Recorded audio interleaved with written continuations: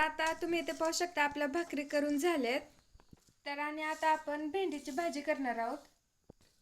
तर भाकरी केलेल्याच तव्यामध्ये आपण भेंडी करणार आहोत। तर तव्यावरची भेंडी आहे आजचा मेनू तव्यावरची भेंडी आणि गरम गरम भाकरी।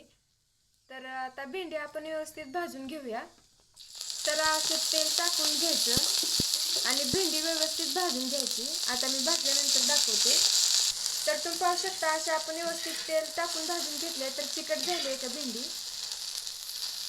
तर पाहू शकताय व्यवस्थित अशी भाजून घेतली आहे। तर इथे थोडासा मध्ये जागा केली आहे मम्मीने आणि त्याच्यामध्ये तेल ओतले आणि आता लसूण भाजून घ्यायचं आहे।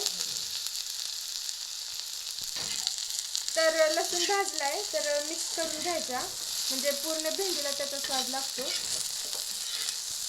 तर आता मीठ टाकून घेतलंय आपल्या चवीनुसार मीठ घालून घ्यायचं आणि शेंगाचं कूट आपल्या आवडीनुसार याच्यामध्ये शेंगाचं कूट घालून घ्यायचं आणि हे आता व्यवस्थित मिक्स करून घेऊयात।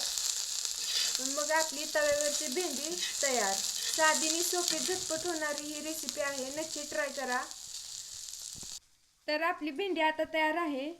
भेंडी आणि भाकर खायला या। तर तुम्ही नक्की ट्राय करून बघा, खूप छान लागते अशी ही भेंडी आणि डब्यासाठी पण अतिउत्तम पर्याय आहे हा। व्हिडिओ पाहिल्याबद्दल धन्यवाद।